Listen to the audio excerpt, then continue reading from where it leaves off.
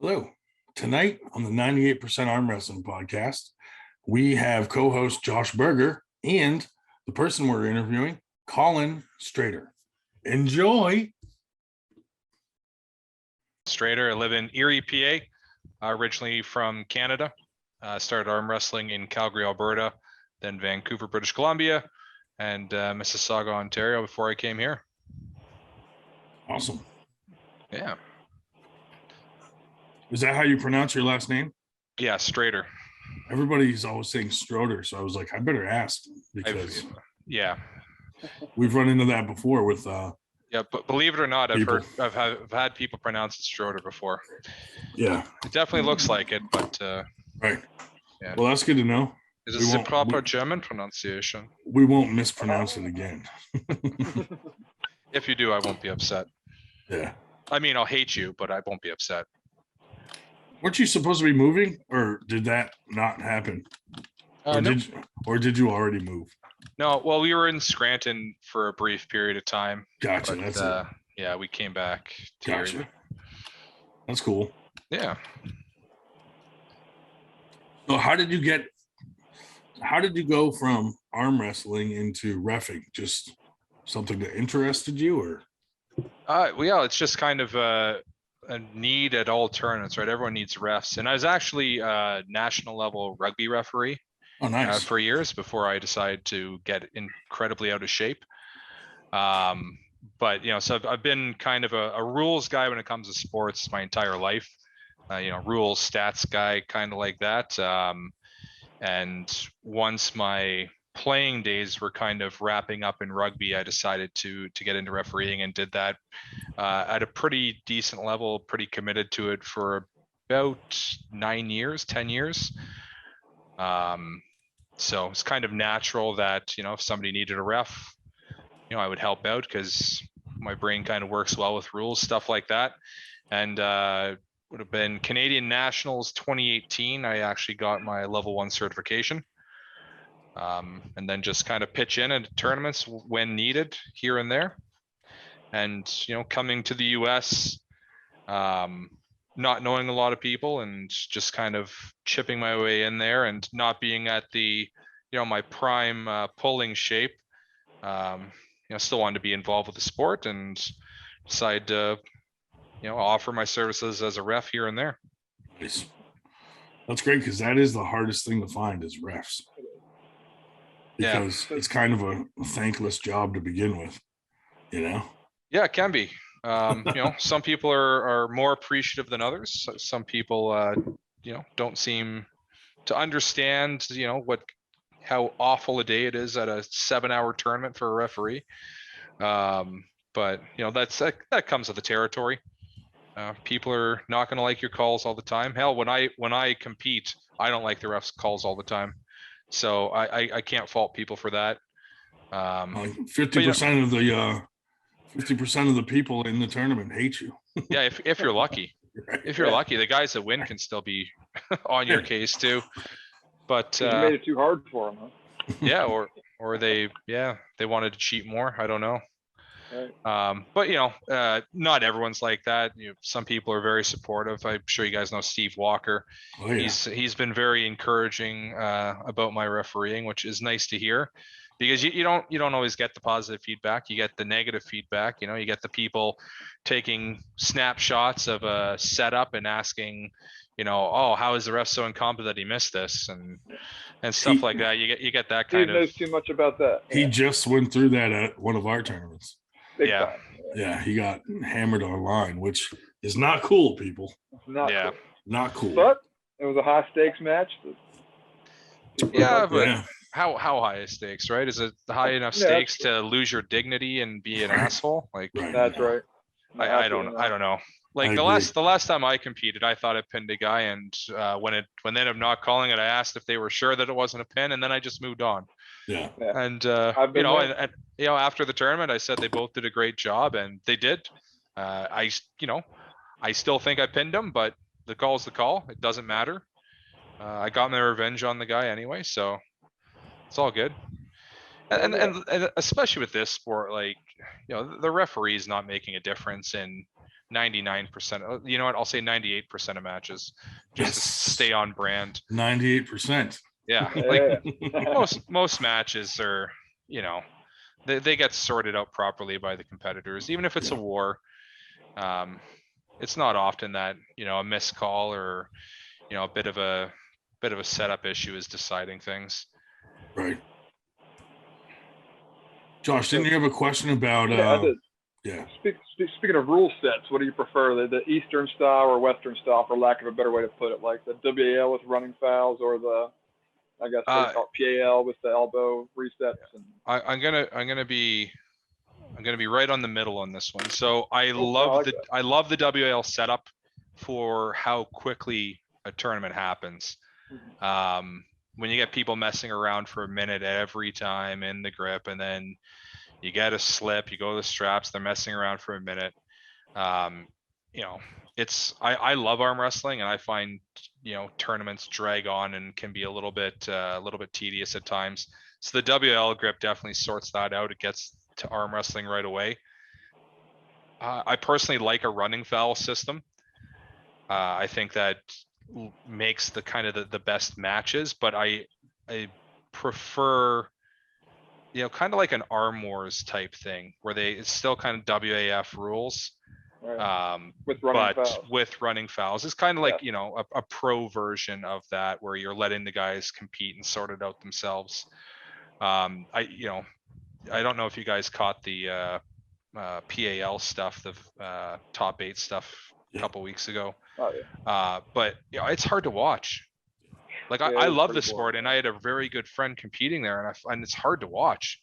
It's like, man, like every little thing just gets picked at and reset, and it takes so long. It's WAL definitely got it right when it came to creating an entertaining product.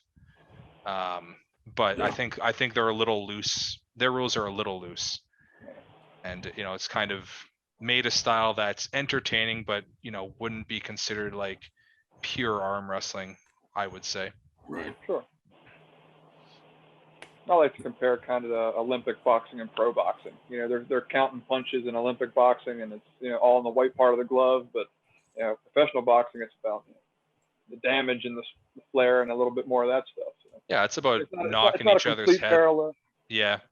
No, but yeah, no, it's a decent comparison, right?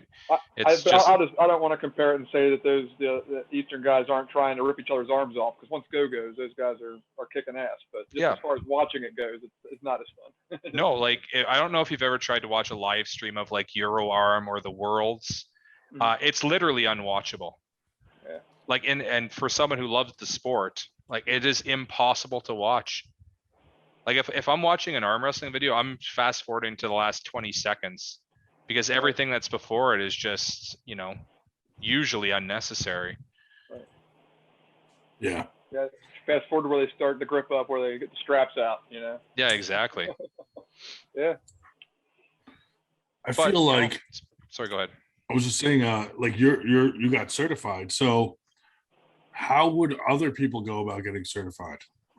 Well, I got certified in Canada, and I know they run their certifications usually alongside nationals, but there are actual master referees kind of sprinkled throughout the country. Yeah. You know, you have a concentration of them on the West Coast. You have, you know, Dave Hicks and Patrick Callan and Anthony Dell'Antonia, who are all masters level referee. Like Dave Hicks and the Butcher, Patrick Callan, they both, you know, referee finals at Worlds every single year. And then more Eastern, you have William Campbell, you have Joey Costello, and Dave Knox. I'm glad I didn't miss him. But those guys are all, you know, master level referees, have refereed at Worlds for dozens of years. So Canada's kind of fortunate to kind of have, you know, really high level referees kind of sort of positioned around most of their population centers. And I believe it's kind of similar here around big tournaments is where people would get certified. Yeah. I imagine they're going to be running some at the IFAs, kind of anywhere that Leonard is, I think. Yeah. I'm not sure who else does it here. but I actually need to be looking into my level 2. So I probably should reach out to somebody like Leonard or Bill Collins or something like that.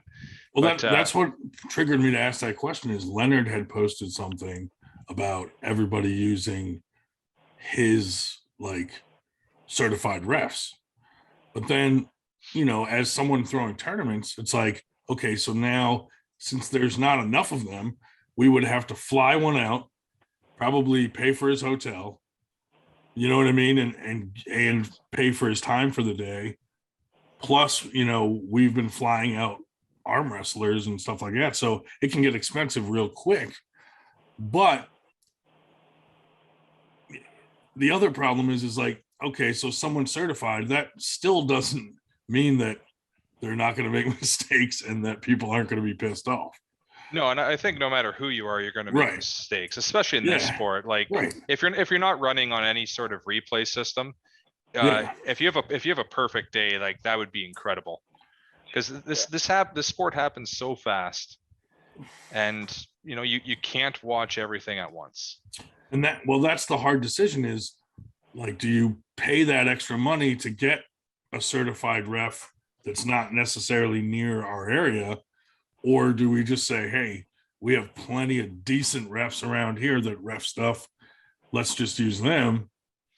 You know, it's like a no-win situation, because if you use those refs that are local, people are like, oh, that's not a certified ref, and that's why you're having these problems. But I've seen certified refs ref a match, and they have the same problems.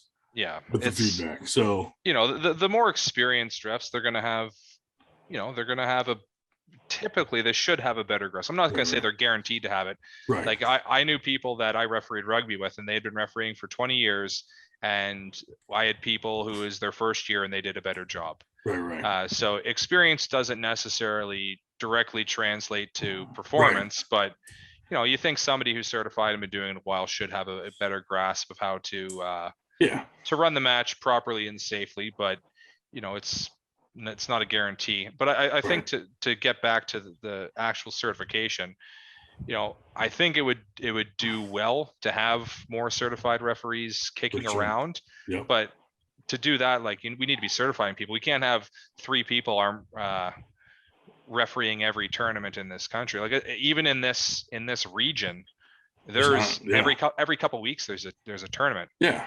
Like, well, that's why I feel like only getting certified at like a world event or this or that, like there needs to be some sort of like almost like a school or like a setup, like the seminars some of these arm wrestlers are throwing, like have a seminar where some refs come out and do a seminar, and it's $100 or whatever to go to this class and get certified. Like that would be ideal, but you don't see that going on very much. No, that would be a great idea. You know, there are promoters that kind of have the sponsorship money to do stuff like that, and I think it benefits the sport in general to get people with that knowledge, get people kind of under some sort of umbrella.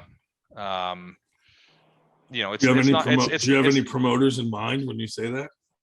No, I'm not gonna call anybody out, but there are some people that have fancy posters with their names on it and have made, you know, some you know, they have big events where they fly in the top guys from all over North America, and you know, this could be one more thing on their agenda. Put out an extra, you know, $2,000 to fly Leonard or Bill or whoever it is that certifies referees in the United States, and get them there and get 20 more people certified in a region. Like, and he'd still make money off of it because people would pay to get certified. Yeah, and you need to pay to maintain your certification, and you know, retest and upgrade, and it only does the sport good to have people kind of more educated on the finer points. Not to say that the level 1 course is super intensive. Right. It's a lot of basic stuff, and like there's kind of like a little practical thing that they run you through where, you know, they might be like wearing a watch and you need to make sure you get them to take their watch off. Yeah. Just a bunch of stuff to, you know, to work on your recognition. And then obviously there's a test and kind of knowledge of the rules, but it's like any other certification process, I guess. Yeah. It's it's not the craziest thing, and most people who take it would likely get through it. Reading Facebook and YouTube comments, I'm sure there's a lot of people that would not, because they don't seem to have a tight grasp on the rules or basic common sense or reasoning sometimes. But again, I won't say any names. I'm sure some people put me in that category for some of the stuff I say. So that was one of my comments under that thread. I was like, well, I know plenty of certified electricians that suck at their jobs, Yeah. Like, it's hard, you can't put everything on that certification, but I do think there needs to be something to get more certified guys. It's just better for the sport. Yeah, it is. But really, to kind of ensure quality, there needs to be more of a structure, and like to have like coaching going on, right? Like have a referee coach who's watching you and they're giving you feedback. With every event getting recorded, it'd be easy to get kind of video where a coach could go through that with you. This happened in rugby all the time. I would have a coach for a game and I'd have video, and later that week after the game, I'd have to break down my video. I'd talk to the coach about it. And that's really how you improve. Yeah. Like you improve by repetition, but you also improve by somebody knowledgeable helping you through it, and helping you see things from a different perspective, and working through mistakes that happen, because they happen. They will happen every tournament. Nobody's going to get everything right. Yeah. But there's no structure for that in place that I'm aware of.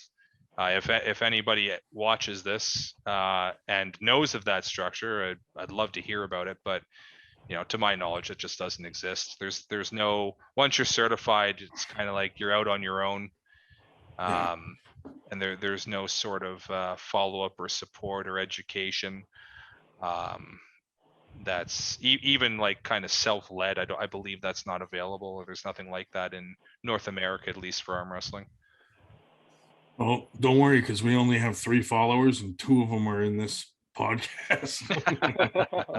No one's going to see any of this. No. Perfect. No, but we're actually working towards like a replay system. I've been talking to some guys, from other areas that promote tournaments and stuff, and what they're trying to do. And we kind of came to the conclusion that it would be smart to start recording, even if it's just with like a GoPro at the table.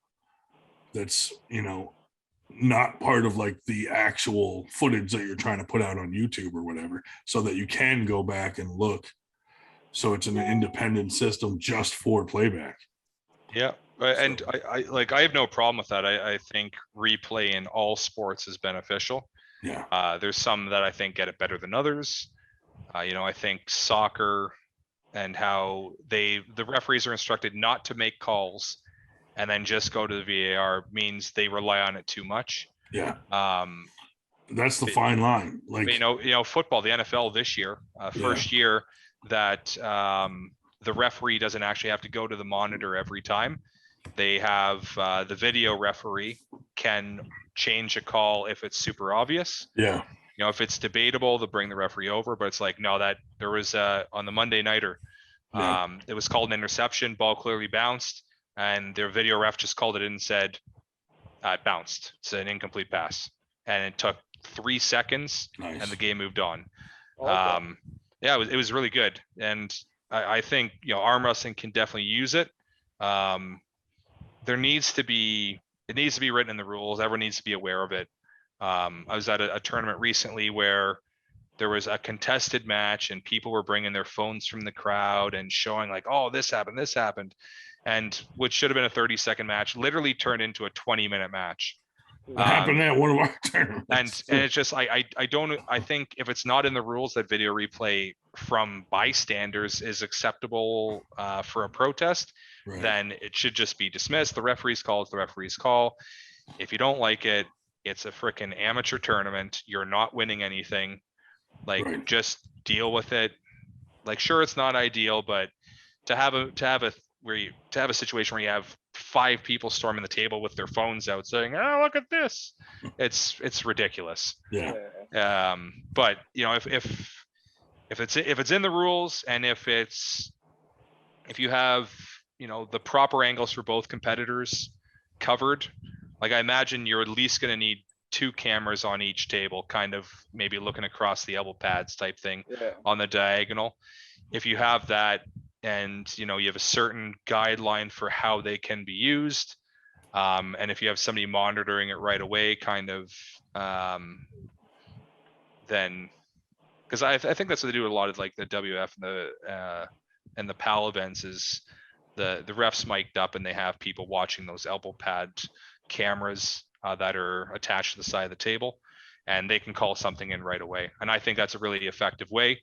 Like sometimes it takes a few seconds just to double check. They call it in, and it's not taking forever.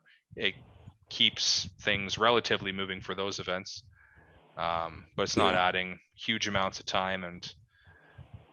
But for a lot of matches, like especially at like lower, kind of smaller tournaments, there's a lot of like novice, amateur stuff like that. Your matches are going to be clearly decided without ever needing that. Right. And I would put right in the rules. Amateurs and novices are not having replays. Absolutely. They don't need replays. It is what it is. But maybe on like a super match or, the pro division, then that's a different story. Yeah. And, as long as there's clear guidelines, I think, to the use of it, and it's the person monitoring, it's going to be the one making the call. The competitors aren't going to be able to put in a protest or something like that. Or the ref, maybe either the up ref or down ref, one of them would have to contest it or something. You know what I mean? Yep. But if nobody contests and it's just the competitor and both the refs saw the same thing, then no replay. Something like that. If I'm sure I didn't see a foul and you're trying to tell me to check, it's like, no, it wasn't there. It didn't happen. Right. And I think that's reasonable. Yeah. Until the angry mob starts to freak out and stab people. But whatever. But the angry mob's going to be angry even if the replay happens. Absolutely. And it's, even if it's correct, the angry mob's going to find something to be angry about. And the camera angle's bad.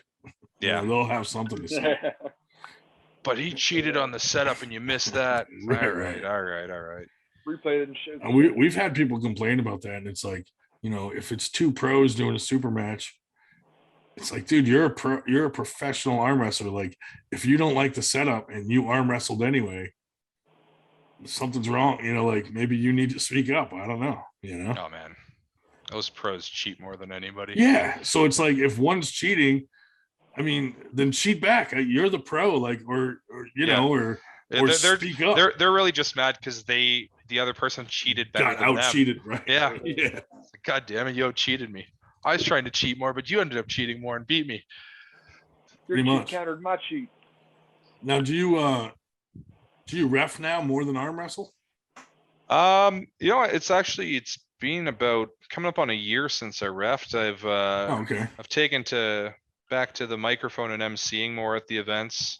Nice. Actually, you know what? Bart Wood had a event here in Erie that I started refereeing out at, and then people walked away from the microphone, and I just kind of swooped in, and I haven't let go of it since. Yeah. I enjoy the emceeing. 2 or 3 people consider me witty and entertaining, and that's all that really matters. Yeah. As long as I get the approval of 1 person per event, I think I've done my job. Nice.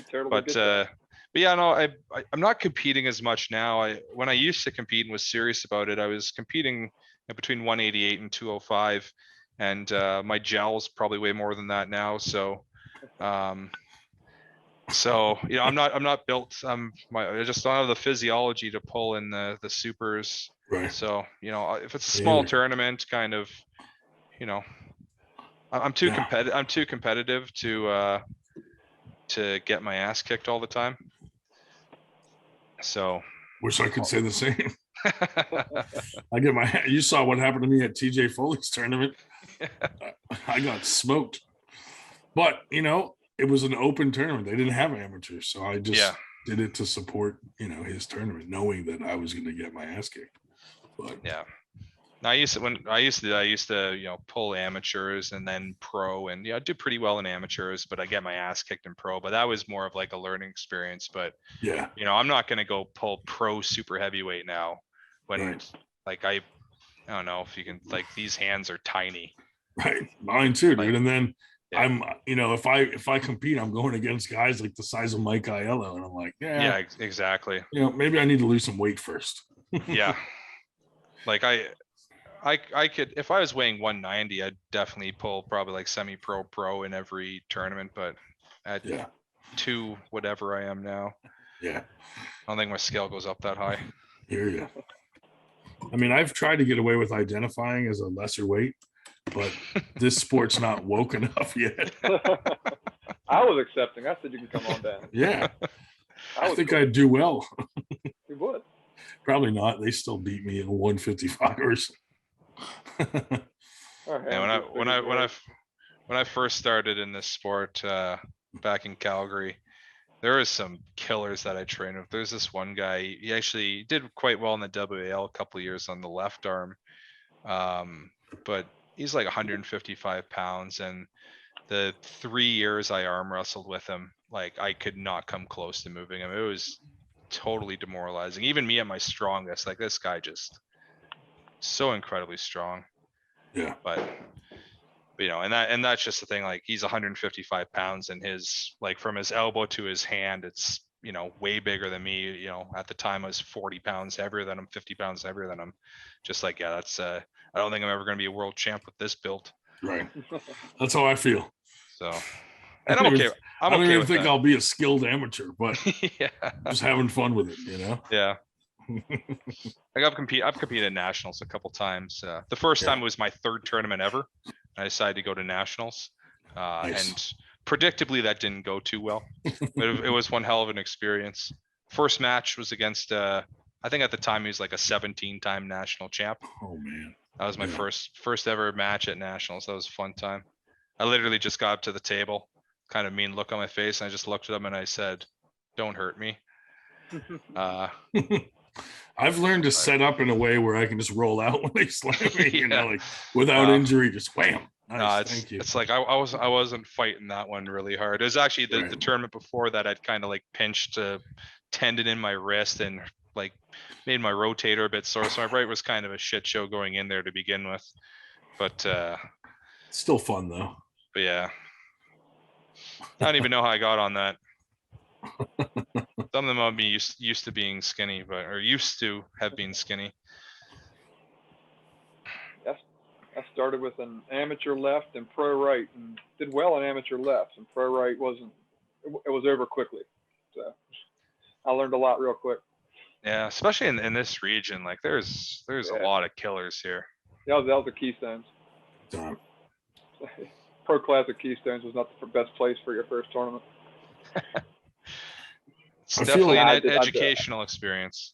I feel fortunate because where we are, we got New York 2 hours north, Baltimore 2 hours south, Harrisburg 2 hours west, and we're just like the central location in Philly, But I'm actually glad that I got 2 guys that are actual pros, though, not just guys trying pro out for the day. So that made me feel a little bit better, because there were guys that I pulled in amateur that were pulling pro too. That I was like, oh, why did I draw that guy? I could have beat him, but yeah, I pulled some big hitters, man.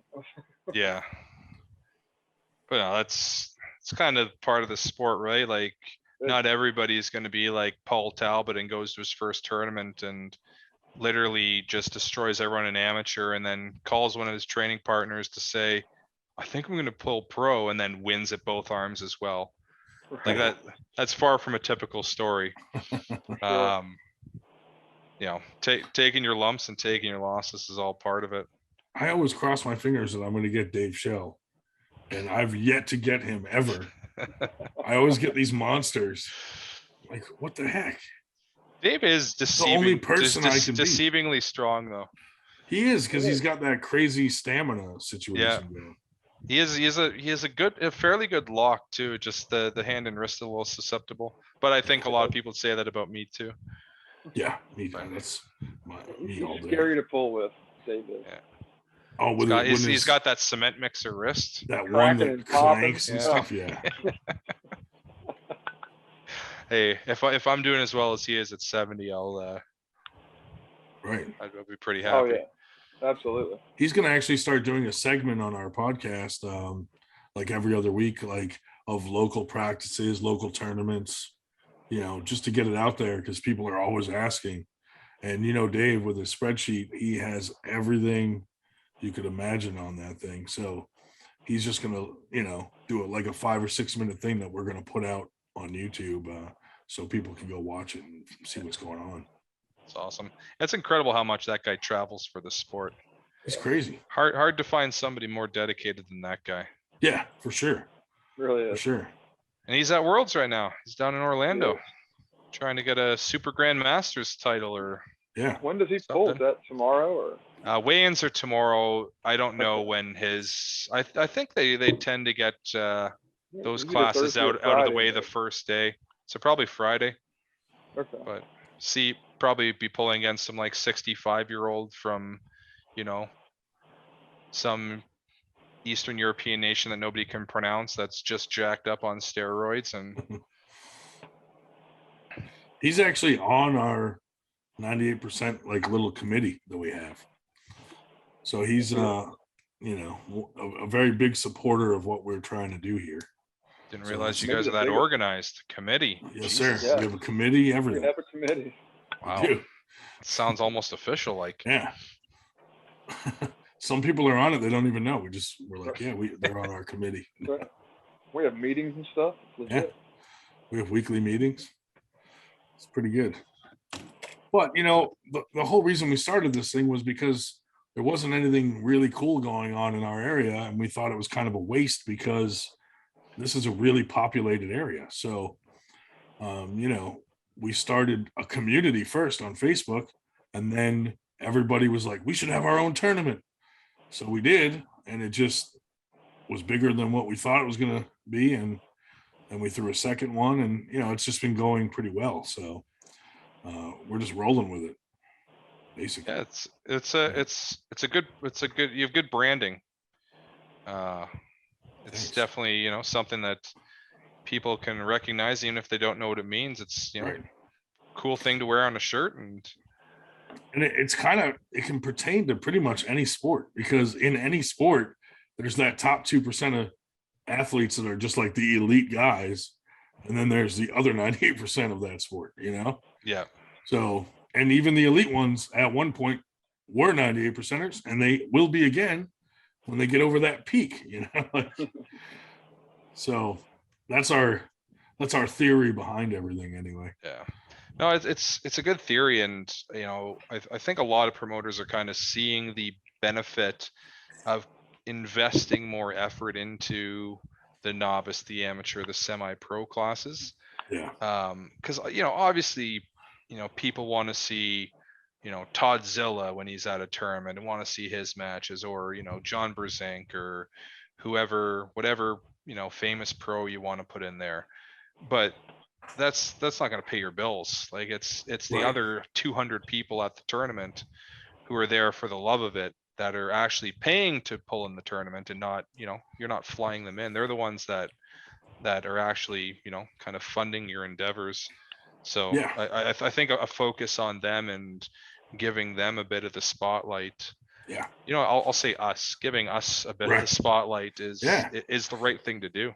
I mean, we've been called sellouts before by a few people because we had Jordan Sill come out and, you know, Paul Passmore. But to us, the way we were looking at it is like, how is in what world would one of us get to do a little challenge match under a big name like that? You know what I mean?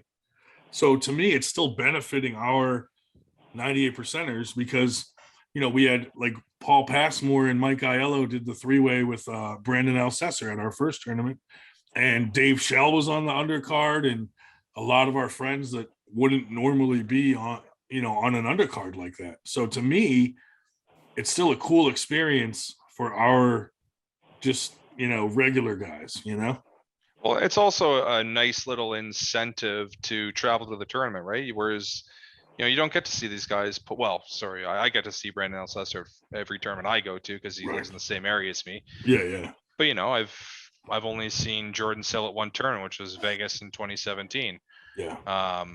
So if I go to tournament, he's there pulling. Cool. I get to see how he's how he's holding up these days. And if when I go down to that tournament in Virginia and they have those matches there, like it's like awesome. That'll be part of the tournament, but it'll be really cool to see John Brzenk pull in person, which I've never done. And Ryan Grondin and Gary Roberts. That is going to go down. Yeah. Well, I didn't. I wanted to save the headliner for last, right? No, I understand. Yeah. Because Brzenk is your undercard, well, right? Yeah, for sure. Yeah. No, but letting him pull after Ryan. I went to the last one specifically to see him pull. Yeah. Because in my mind, I'm like, when is Brzenk ever going to be that far north? Probably never again. But, October. Right till October, right? Who knew at that time that that's right? This was going to happen. So, no, I think you guys specifically having, a top pro match at your event, I don't see it as anything but a positive for everyone. Like, it's not to say that it overshadows everything that's happening there, although it's going to get the bulk of the attention because that's just the way the community is and people want to see how the top guys are doing. But it's, it's giving everybody that made the trip there a bit of a show to watch too. Yeah. Well, like we get the opposite too. Like we had a few people say like, why are you giving Dave Shell a super match at your tournament? And my response was one, he's a 98%er. Two, he's very well known in the community, and he set up a match with two guys that live like 6 hours away who wouldn't have come to our tournament without that match set up. And they brought a couple guys with them. And now those guys are some of our biggest followers. And now they come to all our tournaments. And, and I was like, that's what it's all about, like expanding what we're doing. I think anybody that's asking that is just really asking, well, why didn't I get a match?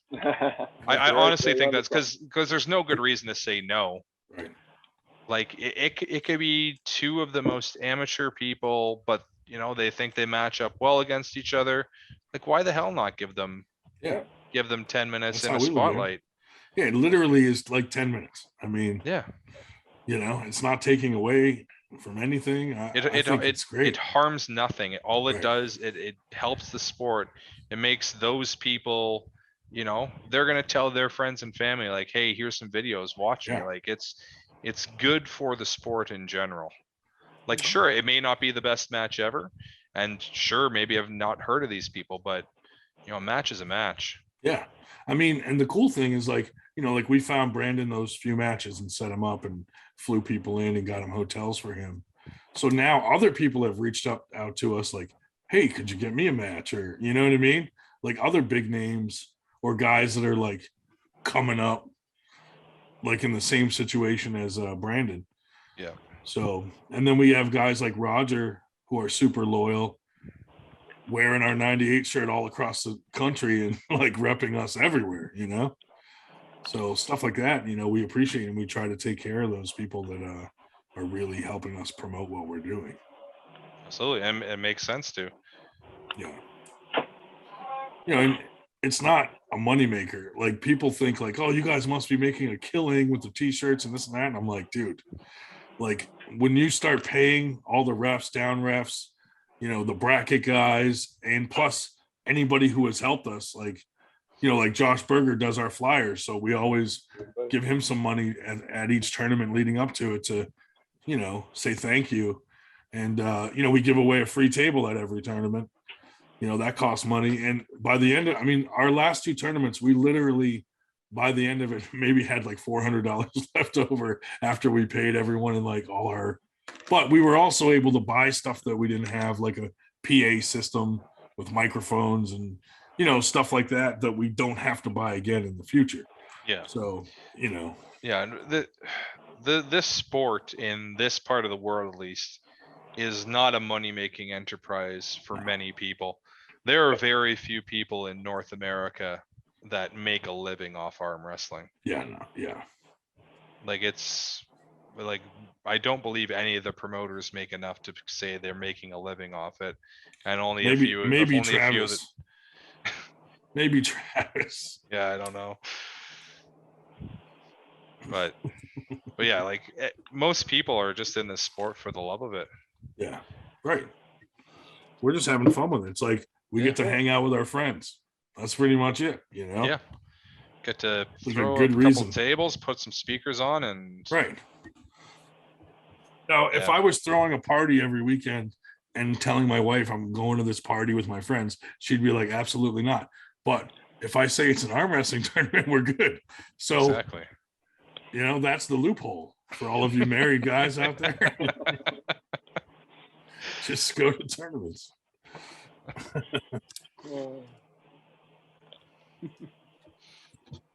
No, it's the community, you know, for the most part is pretty good. The internet part of it can suck at times just because people troll all the time, and just people are so comfortable just talking shit on the internet.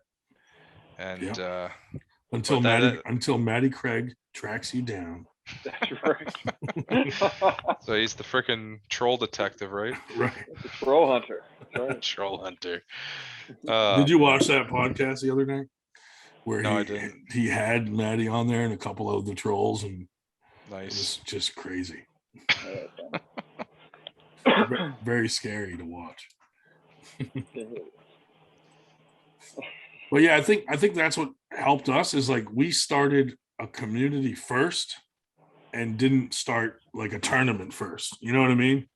Like we eased in, we really had we were not going to throw tournaments. We just like thought it would be cool to have this 98% tournament. I mean, Facebook page where it was just 98%ers, and we were going to kick out anybody that was in the 2%, and like you can't come in our room. You know what I mean? But it just started blowing up, and like just kind of turned into more than what we intended, you know? Yeah, but it's, you know, it's going well. Like you guys got a couple thousand followers now, right? Yeah. That's got to be a good portion of the North American arm wrestlers.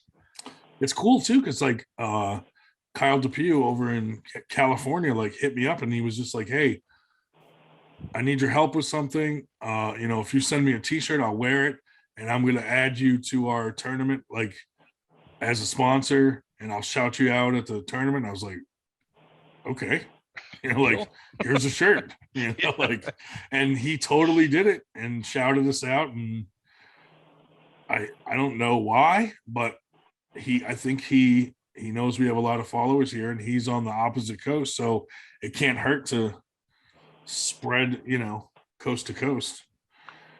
Yeah. But you guys are pretty unobtrusive too. Like you're not, you know, in people's faces, and you know, kind of like, you know, just inserting yourselves everywhere. It's I mean, our group is casual. a private group, so it's not like it's just open to the public. Like people join if they want to join. If they don't, they don't. It's not going to be out there in their face, you know?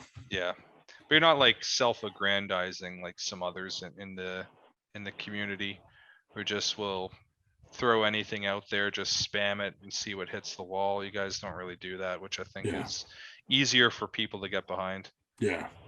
The only time we really post all over the place is like for a tournament, you know? Yeah. And we try to keep it in groups that are relative to our area. Like I'm not going to post our tournament in California or, you know, a Texas group or something. You know, it's sometimes I'll post it down in Georgia just because we've had a couple of them come up to our tournament. So, you know, stuff like that. But I try not to just bother everybody, you know, because you know, nothing's worse than when you log on and the same person has posted the same thing in every group you're in, and you're just and it's like they're not even in your area. They live in like, you know, yeah, it's like Jesus Christ. Whenever Neil Pickup posts a new podcast, I have to clear the notification from like 10 different groups. Yeah. So for anybody wondering why they sent me an invitation to a group and I didn't accept it, it's because of that. because I get the same notifications for the same content in every single group. So, Right. Or someone like the Russians. yeah, That just like, post the same shit over and yeah, over. it's and like over. nothing personal. It's not that I Yeah. don't like you or I don't think your group should be successful, but I'm just going to see the same stuff in your group as I see in everyone else. We try to deny a lot of stuff. Like if it's the same, like someone will literally post the same thing 5 minutes later, and I'm just like, no. And then because they did that, I go delete the first one too. Teach them a lesson, you know. Fuck that. The Iron Fist of Ryan Grondin. Yeah. Strong. But there's all these other groups popping up, like Uncensored and Yeah, 98 After is not Dark uncensored. and- We censor 98. yeah, 98 But censored it is to a very point. censored. Well, you know, Not you common. start posting crazy stuff and we'll get shut down, and I don't want You're- that. You know, But if you're spamming stuff, and if you're just somebody we don't really care for all that much, we're not gonna let you share your stuff in there. That's why I like the 98 page. It's not just every John Brzenk post. That's 2% stuff. It's usually stuff relevant to something going on locally, or something that someone's trying to say. That's the stuff that's getting posted in there. It's not Yeah, just that regurgitated. John matches. Brzenk thing is going to be everywhere else. It doesn't need to be Yeah. here. Right, exactly. We're focused Yeah. on the 98. I already know I'm going. I don't need to see the flyer. A lot of practice flyers. You'll see a lot of that in there. Are they paying All- your flight all down around. there, Ryan? No, but it's I mean, it's only a 3-hour drive, so It's not- Still, you should have tried to milk them for it. right.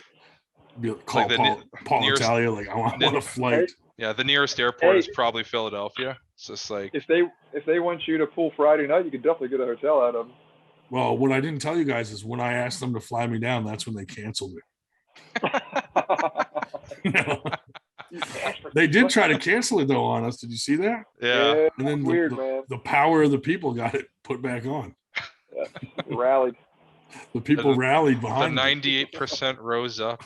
Yeah, Did. that was crazy. I literally had an email in my messages the next day from Travis saying, Ryan, Gary, the match is back on. Please calm everyone down. Like this whole thing. And at the end, he signed it. I love you. It was like, because everybody was like tagging him and Paul, like, what the hell's going on? Why did this get canceled? Well, I didn't even care that it got canceled. I was more like, why wouldn't you tell us? Yeah. You know what I mean? Like, it's not a big deal. It's not a real match. Yeah. But Like, just let us know. let me break the news to people so it doesn't look so awful. Right. Yeah. And that's, I think they realized they screwed up when they started getting tagged by a million people. But I think hopefully this will teach a lesson that there is value in featuring people who aren't always featured. Right. Yeah. Or are not like the best arm wrestler. Like obviously your guys' match is kind of like internet personality oddity. Right. The worst arm wrestler in the world against the most hated YouTuber, arm wrestling YouTuber. Yeah, like it has like a bit of a sideshow feel to it, but it's still interesting. It's still interesting, and it will be fun to see something different than we're used to, and like being a featured part of an event. It felt fun at first until people started messaging me saying, "You have to win," and now I'm like, "Fuck." Well, they're not wrong. You do, right? But that's a lot of pressure now. Still, it was fun when there was no pressure. Yeah. You I still think it'll be a good experience. I think you'll enjoy it, and it'll be fun. And I think a lot of the community is going to enjoy it, and hopefully this will be kind of a lesson for promoters that you don't need to have John Brzenk versus Paul Lynn to drum up interest per se. Like obviously, that stuff will still, kind of get top billing. We haven't even started promoting our match yet. Wait. Yeah. Like I'm looking forward to it. I'm going to be there. I'm going to love every second of it. Yeah. I was hoping. I don't know. Maybe you can ref it for us. Sure. I'll just make sure Gary's wrist is back every match. I mean straight. I was thinking of screwing with him because I know he would go crazy if just before ready if I went the opposite way and then tried to get him on a false start. He wouldn't expect that from me because I'm new, you know. But I know he would freak out over it. It's been a while since I've seen a video of his, but I seem to recall him getting a little intense at the table. Yeah, he's very Sort of. animated and right in your face, and it's going to be interesting because I'm the opposite. I could care less. I get up there. I get up there and I've lost before I even put my elbow on the table. But your lack of reaction might just totally dismantle his plan. Right. He's going to be like, he's going to be loading so hard they just keeps false starting because you just. That would be hilarious. I would be. If I just beat him on fouls. I once had a match at the British Columbia Provincials, and I was in the pro class. It was my first match, and I was up against the current national champ. And I'm like, you know what? I'm not gonna die on this cross here. I'm just gonna let him have it, and I'll live to fight the next match. So I get up to the table with him, and I shake his hand. I said, Dan, I'll just go over for you. Like it's yours. And he just kind of looks at me with a confused look on his face. And I just set my elbow on the table with my hand nice and loose. And he literally false started 3 times. That made him nervous. He almost lost the match because I'm like, Dan, like, stop it. Like, you can just pin me. And he almost lost the match. That would have been hilarious. It's like, I'm letting you win because I don't want you to like burn out my arm going into my next matches. Yeah. It was funny. You just couldn't slow it down. That could be a whole new tactic to pull on dead people, hand, man. You know? Just it didn't work, dude. At TJ Foley's, it didn't work for me because I told Josh Harding, I'm like, look, I really am the worst arm wrestler in the world. But at that time, he didn't really know me. So he just smashed me as hard as he could because he wasn't sure if I was telling the truth. And then after that match, he was like, all right, I believe you. I ref that one. Yeah. I remember that He fucking one. smashed me. Oh, yeah. I had no chance. Who'd you go up after that? You went against Josh Musser. Oh, yeah. Yeah. Fuck, that guy's wired. But he was kind and went into a hook with me so that it would be a little bit of a fight. Because if he just top rolled me, he'd get me right away. So but me and him have talked about, like, if we ever have to pull each other at a tournament again, we're gonna get into a hook and make it last like 20 minutes, like just ridiculous, just make everybody pissed off and just keep going back and forth. But we haven't had that opportunity yet. So he's a good kid though. He is strong too. Yes. Are you reffing anything coming up? Not that I know of. Or competing or anything? I think my next event is actually Virginia. So I'm not exactly sure what I'm gonna be doing there. Yeah. But yeah, I'm gonna be going to that. Then New York State's. You should jump on the mic. You should jump on the mic so we don't have to listen to James Reed. in Virginia? Yeah. Oh, I don't think he's gonna be on the mic there. You don't think so? Watch. I don't think so. Does he usually do it? He was on the mic at the last one. Okay. Well, maybe. Trolling people. Maybe. I do troll people as well. That's good though. There was You have to. There was a match at the Keystones. I was over at the table where they were kind of running the amateur and the women, and guy pulling, like, his back is to me, and got in a bit of a battle and then got smashed, and he said the other person was the winner. It's like, unfortunately, not all the back sweat in the world was going to help him win, and because he's just covered in back sweat. And he came up to me at the next term I saw him, and he's like, "You're not going to make fun of my back sweat again, are you?" Were you there? Well, the one dude. We'll see. At Keystones, the one dude I had to arm wrestle who didn't realize that it was like 199 and up, and he saw me and was like, that guy can't be in my weight class, and went up to the refs table and started crying about it. Yeah. The whole rest of the time, dude, I was like, this guy hates fat people every time he was up there. I trolled him the whole rest of the day. But he eventually, I talked to him, and he was actually not too bad. He actually turns out to be a guy that we trolled a bit online. Right? Yeah. That Ryan didn't recognize until I didn't recognize him. Like, oh shit, that's that guy. But this is why he was really mad about the weight difference. Yeah. And which he didn't have to because he smoked me anyway. He's strong. Like, dude, you're complaining for no reason. Trust me. Weights, at the top levels, weight is going to mean something, but for the kind of beginners, weight doesn't mean anything. No. Usually. Oh, yeah. Usually. I mean, there's guys at my practice burger size, and we go back and forth and have battles. And I should really, if you go by weight, I should be destroying them, but yeah. I'm just not at that level, I'm still fairly, I'm still at a year. So yeah. No, I've like I said, like novice amateurs, I have no problem with them being much larger weight classes. Just get people in there, get them pulling, get experience. Like, you outweigh me by 40 pounds. Okay, well, keep that in mind when you go up to the next level, and you're not going to have that issue. Right. But yeah. Like battle. Especially at a tournament where maybe there weren't a lot of people in each class, so you just merge a few together. Yeah, I think that's fine. Yeah, absolutely. Why not?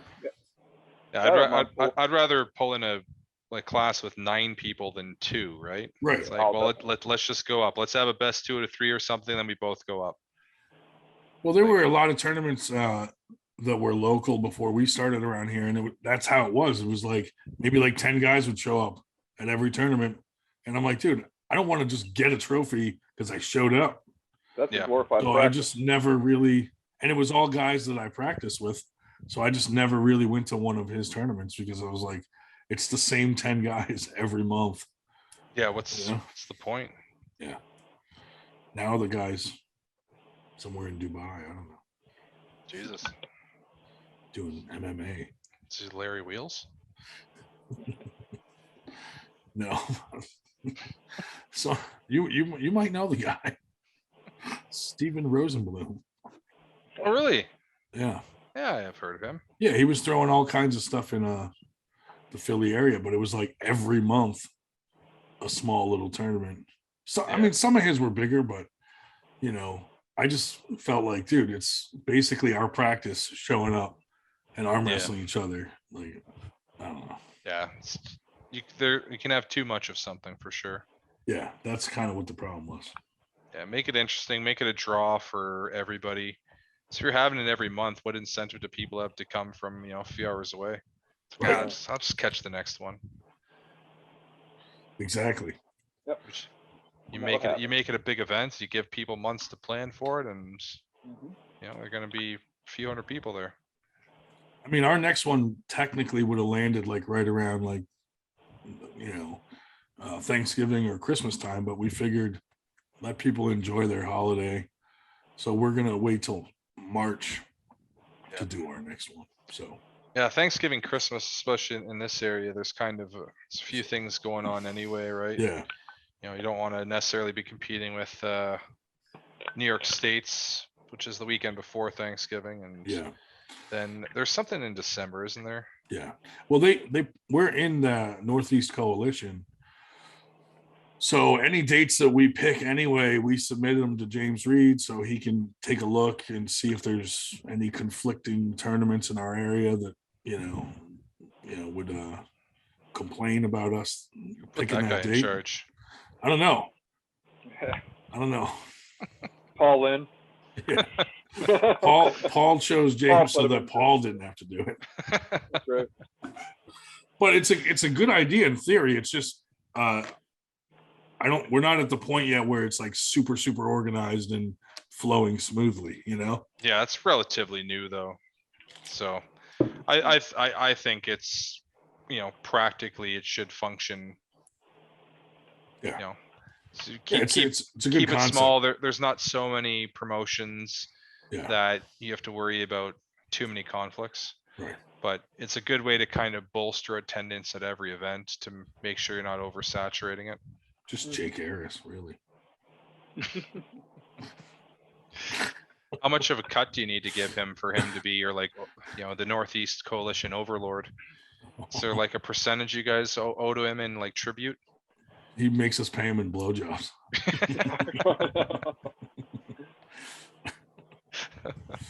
No, the funniest thing is that one day we just got sent an invitation to the group and the logo with our name on it. We didn't join. He just put us on it, which was kind of cool because we're like, hey, they thought of us as like a group in this area that should be on that list. So that was kind of neat, you know? Yeah, it was a bit of an honor. Yeah. I mean, I wouldn't go that far. It's just James Reed. Honor, but you know, it is just. But yeah, but it was like we're noticed though. Nice to get some recognition for our efforts. I don't even really know James Reed. I just I think his wife's awesome. Yeah. I don't like him that much. Yeah. He's punching above his weight with her for sure. Oh, big time. Big time. He won't watch this anyway because he's not that supportive. Yeah. I was watching. He definitely doesn't want to watch me talk for more than 3 minutes. So he's probably going to call me tomorrow and be like, "You asshole." Yeah, I put that meme out about Jody Larrett, and everyone was all offended that I shouldn't make fun of arm wrestling wives. And I was going to say that I make fun of James Reed all the time, and no one ever complains about that. Well, technically, she arm wrestles too. Sometimes. She does. People are too sensitive, dude. In the era that I grew up, like, you fucking troll people. That's what you do. Or you go to work and you bust each other's balls, or you're with your friends, you make fun of each other. Like, yeah. Now, like the kids these days are screwed, man. They don't even joke around with each other. Like, oh my God, comedians can't even fucking do comedy. It's ridiculous. Yeah, I appreciate that some things should be off limits, but I think definitely I feel like if you're trolling, people tend to be a little wives and kids should be off the table. Right. You know? Yeah. But I did my due diligence and did check with them. Like, this isn't like rough. I trolled her a lot from Devista Player too, and but always I never did anything super offensive or pornographic or super disrespectful. Just usually. But you don't really make it personal. No, you're more just like funny. What was the one she did? She made a funny face, and I talk about how stressed out she is. So I did that 21 Pilot song, "Stressed Out," womboed over her funny face, and she thought it was hysterical. So as long as it's playful and fun, she's cool, and most people are. But yeah. Now the other troll though, Devon, he makes it personal sometimes with like Paul Italia and some of these guys. He gets extreme. Little low blows. Yeah. And there are some other guys that are worse than him. Yeah. Like Mick Vaughn or whatever. Todd Rat. So are they not all the same person? No, they're all different people. That was a theory, but there's no way. Yeah. There's no way. Actually, there was one theory for a while that I was all of them. What does Matt Craig have to say about this? Matt has them pretty narrowed down to what areas they live and all. But he thinks they're different people. No, he actually, with his technological prowess, was able to figure out that I wasn't Devon Second Ash Larrett, because people were claiming I was all of them. He's like, I know you're not him. But he's still trying to figure out who it is. Go watch the first few minutes of that podcast with Uncle John with Matty Craig, dude. Okay. It was pretty scary and intense. It was. Made me think like, should I lock my doors? Is Matty out there? Is he watching me right now? I actually wrote that in one of the super chat comments. I was like, I've never felt so safe than I do right now because Matty's on this podcast, so I know he's not outside my window. He just goes, "Hi, Ryan." I was like, hey. But yeah, well, dude, thanks for coming on and talking to us a little bit. Do you have my pleasure. Any advice you would give to anybody who like maybe is interested in refereeing or? I guess not that anybody is. Yeah. Make sure you want to do it. Yeah. Don't do it just for the sake of it, because it is not an incredibly rewarding experience some of the time. Right.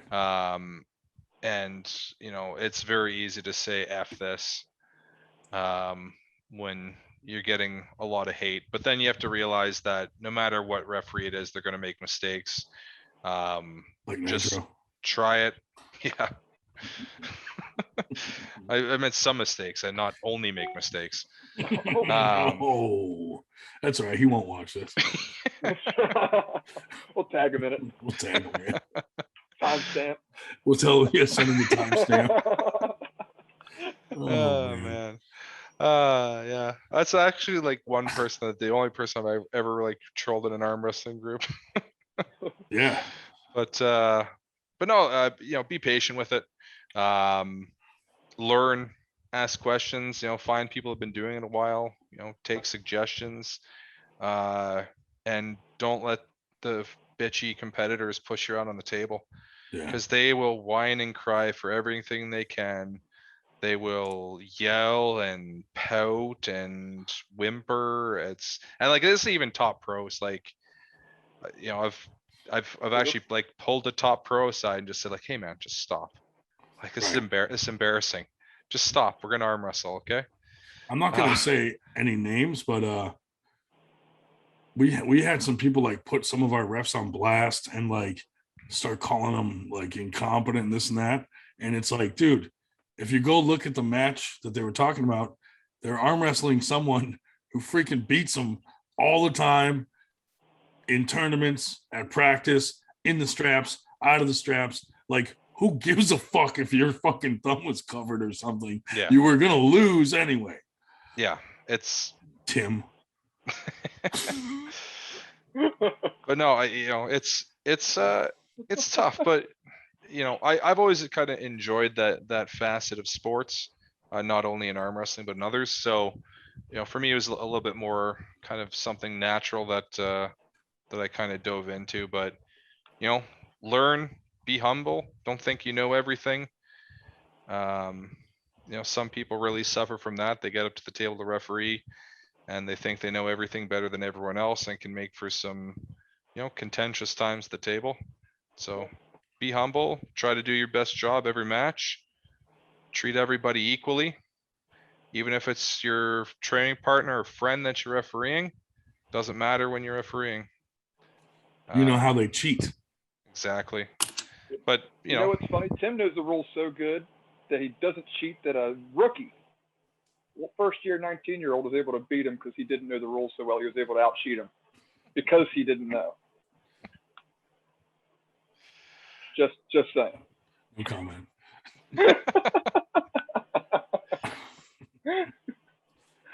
But yeah, so how does a promoter get you to come ref at their event? Well, I'm pretty sought after, so I envelopes full of money. No, I'm willing to help out at any event, really, as long as I can kind of make it work with my schedule. And it's I'm not going to be driving 6 hours every weekend to get to a tournament now that I'm back in Erie. Yeah, there's kind of less happening in this area. And I have a family that I need to worry about, so I can't just pick up and go to every tournament. But given enough notice, and assuming everything works out, I can, I'm willing to travel. Obviously, I'm going to Virginia. I'll be going to Utica again in a couple months. So we'll see you in Virginia then. You'll see me in Virginia on the 23rd. If you guys are going to be in Utica for that one for New York States, I'll be there. And then isn't James Reed's throwing something out towards Erie in November? Yeah, that's actually like midweek. They just sent that today. Thanksgiving Eve. Yeah, the Wednesday, the day before Thanksgiving, him and Bart are gonna be doing something in Erie, which is obviously only gonna be a few minutes for me, so I'll be there as well. But I imagine that's gonna be kind of a small thing. I don't exactly know what they have. Yeah, I saw Bart tonight at training and I didn't ask him. I probably should have. But and then cool. The new year will be coming up quickly, so be looking for some events to hit up then. Maybe something around Philadelphia in March. Yeah, dude, that'd be great. I have a question because I was talking with some other promoters. I'm not going to say their names for real. And I told them what we were paying our refs, and they were like, "Are you fucking crazy? That's way too much." And I was like, "What?" So I thought, like, is there a standard, or is there something that's insulting, or you know what I mean? Like, I don't know if there's necessarily a standard, but you know, it should be more than kind of a token gesture. I'll just tell you what we do. We pay our head ref $250, and if they, get them lunch or whatever, waters all day, whatever they need, and then our down refs $150, and our bracket guys $150, and our registration guys $150. And I think that's going to make sure I think, well, it's going to do a couple things, right? It's going to make people want to be there, and it's going to make them do a good job if they know they're, being kind of valued. I think it's kind of a mistake for promoters to want to kind of nickel and dime. Like, I think what you guys are doing is more than generous. I think that's probably more than the going rate. But again, it's going to have positive impacts, and if that gets out there, it's probably going to make guys who it's like, oh shit, it's like, I was going to go to this one for 150, I can go down there, make an extra $100. Some refs just show up uninvited and just jump in when someone has to use the bathroom. I don't know who you could possibly be referring to at that one. I definitely know who you're talking about. I may have seen it happen once or twice. But what's he doing in there? No, I think it's good to to show the workers at your term, especially referees, who that's a long freaking day. Yeah, a long day for referees. I wouldn't go work one full day of work for less than at least that, Yeah. Yeah, I mean. Yeah, it's it can be a tough day, just literally standing up all day long and having people cry into your face for 6 hours can be a little trying, but again, I think most referees do it because they love the sport. Maybe they're not competing as much as they used to and are just looking to get back. Some guys genuinely love refereeing. Yeah. And those are the guys that are really valuable, because those are the guys that are going to help newer referees out when they're first starting or first getting certified, once Leonard and Bill and the powers that be make certification courses across the country. Those are the guys that you want kind of taking people under their wing. I mean, I feel fortunate because we have, like, the guys from Team New Jersey have been real supportive of what we're doing, and they've been arm wrestling a really long time, and they're well respected in the sport. So that kind of gave us some legitimacy, you know what I mean, by having them so involved with us. But, like Steve Walker always offers to ref and comes and refs and stuff, but I don't necessarily know if he likes to or if he's just being nice to help us out. You know what I mean? Probably both. But he's generally one of the nicest guys that I've met in this sport. Right. But that's why it would be cool to be able to switch it up if there were enough refs, so that he could compete at our tournament and not have to worry about reffing, now and then, and stuff like that. So, but man, if I guess one thing I would say is when the internet trolls are at the events and thinking they know everything, why don't they hop in for a couple matches and see how it is? Well, whenever the trolls try to show up at our tournaments, we just out troll them. That's it. We get the troll army on them. I competed and I've down repped a little bit, so I troll too. So I've been on all sides of it. Perfect. I might be one of the few. It's the trolls that don't do any of the stuff that they complain about. According to Travis, you don't need down refs. He can down ref while emceeing from 30 feet away, and not have to hire down refs while only yelling into the microphone that he needs another drink. It's better for visuals, though. It's the only good thing about not having a down ref. You can film better. After we threw a few tournaments and I started paying attention to other people's tournaments online and stuff, I was like, they don't have any down refs. What the fuck? Why didn't they get down refs? I didn't understand why you wouldn't get down refs. And it just boggles my mind that, I mean, some of these tournaments that he's throwing, they're making way more money than we would at our tournament. And just hire a down ref. Well, yeah, especially if you're going to be running novice and amateur classes, safety is too big a concern to not do that. Like, I'm sorry, like saying like, well, we want to make it visible. That is completely secondary if people might be getting hurt. Right. Like that has to be, as a promoter, that has to be your first concern. Like, yeah, you want to make money, but if people are coming to your tournament and they're tearing a bicep or breaking their arm because you don't have adequate officiating, that is a huge failure, and that's completely irresponsible. That's why I like that James Reed at Keystones said that on the novice tables, he puts pads that are a little bit higher than regular pads, so that pin lines, that's freaking awesome. The pin line's higher. Yep. Like, so and he and hasn't had a problem since. And it's fully explained that there is like a zero tolerance for dangerous position. You will not be warned. You will not be told to look at your hand. The match will stop, and you will get a foul. And I think that is completely reasonable, because I would rather lose a match on fouls than have my arm broken. Absolutely. And I posit that I'm not alone in that train of thought. I think most people would prefer that. Right. Especially, it's my 3rd month in the sport. I didn't know any better.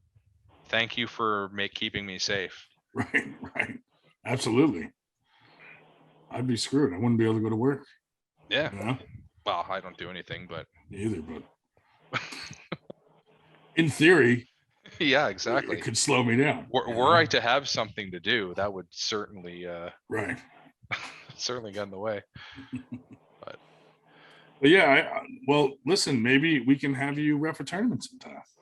Yeah, just as we get bigger, we do want to spread out and try to have tournaments further out.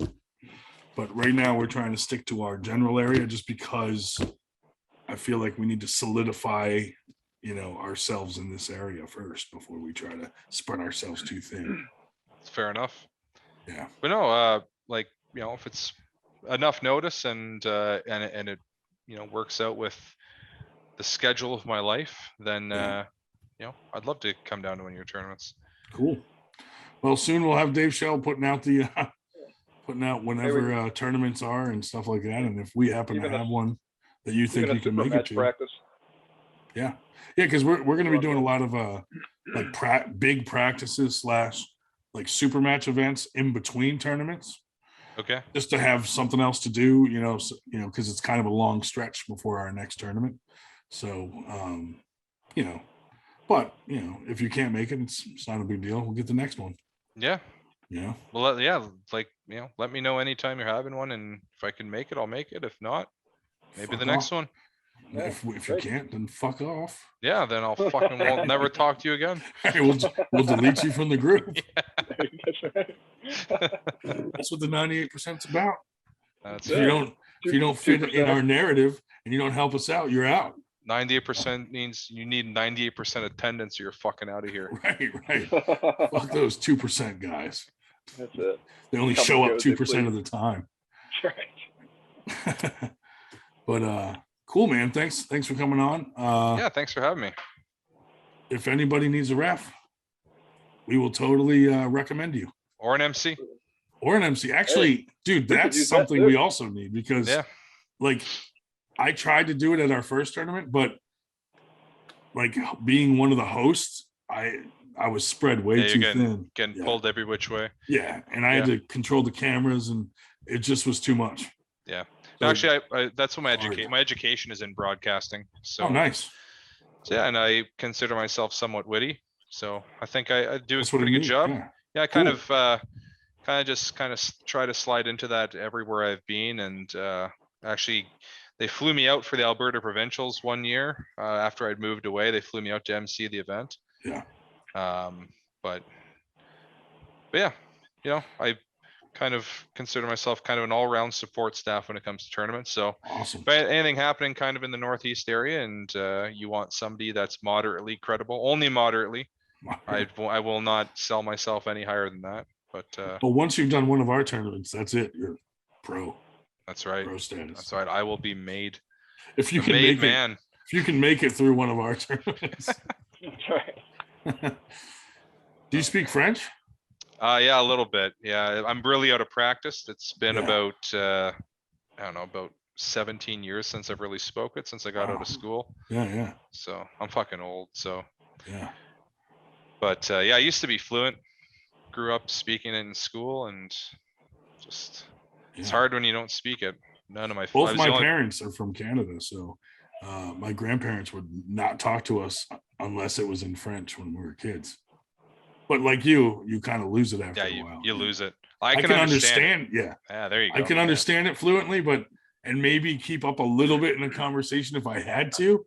But There's so many words I don't remember. Right. It's like it would be pretty much franglais at that point. Right. It's That's just how my like, mom is. When yeah. she's talking to someone from Canada, it's like half English, half French, and I'm just like, So that doesn't even make sense. A few of the guys I started arm wrestling with in Calgary, they were Quebecois, and there was one guy that spoke very little English. So two of the other guys, and he was pretty new, so two of the other guys would speak a lot to him in French, explain things to him. And I'm sitting there listening to the one guy, JP Pare, actually, I don't know if you've heard of him. He had a pretty good run in the WAL a few years ago. He won one of the qualifying events.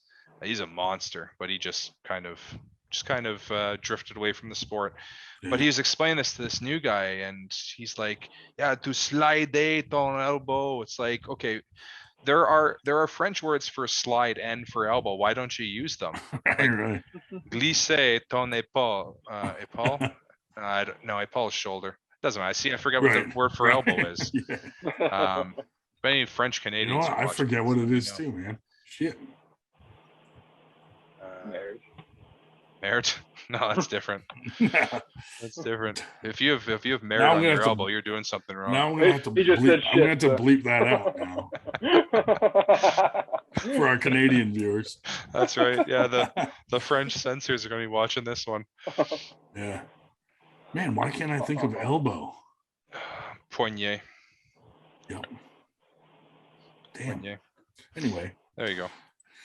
That's funny because a term for arm wrestling in French is tir de poignet, which is pull of elbow. Yeah. But And doesn't that's the make other sense. problem is they have multiple terms for things. Yeah. Like it's not like one, like they might call something 3 different things. Yeah, well, so does English. English is a Yeah. miserable language Arm to where learn. you're arm just used to wrestlers, it. pullers. Yeah. Yeah. Yeah. Dickheads. Right. Yeah. Or is that just me The that gets called that? Canadian, they're very vulgar with the way they talk. Some of them. The French? The Canadian side, like the hardcore French Canadians. Oh yeah. Like, so, you know what I mean? Like it's a very vulgar language. The way like it's the slang version of like, how they talk in like Paris or, you know what I mean? Oh yeah. There's some dialects like in northern Quebec that are like incomprehensible. Oh yeah. It's That's like that's what my dad was northern Quebec. And yeah. my mom was like Sherbrooke. Like Yeah. that, At least like stuff like closer to Ontario, it's like Right. it's closer to Parisian. Right. But like you get far up, like up into like, Hudson Bay and stuff like that. It's just like I have no idea It's what like you're trying to say. it's like English, like people in Maine, how they talk. Yeah. Like they have their own Creole. language up in North Maine, Oh, we have the same thing in Maryland down here. If you go like the far eastern shore out there in the islands, it's a Creole. It's like almost like the Louisiana. Yeah, Cajun. The Yeah. Cajun, a Creole Yeah. down there. It's almost like that. It's really weird. Yeah. I don't know if you guys have ever spoken to any from Newfoundland, but Newfies, yeah. oh man. They talk weird too, yeah. Some are real bad. Yeah. Or it's like, certain people in Massachusetts that like, The They're like crazy. the Goodwill Hunting on crack Yeah, accents. Yeah. you're just like, oh man. But what are you gonna do? Just nod, just smile and nod, I guess. That's right. Well, we'll see you in Virginia, and I'm sure we'll talk to you before that because we are going to start doing our weekly, just open Zoom for anybody, and just see Fridays, right? Yeah, I think we're going to do Fridays to see how it goes. But some people already complained that Friday might not be the best night. Yeah, but no matter what night you pick, somebody's going to say it's not the best night. That's what I'm saying. If I do it on a Tuesday, you're going to be like, I got to work in the morning. Yeah, you're never going to please everyone.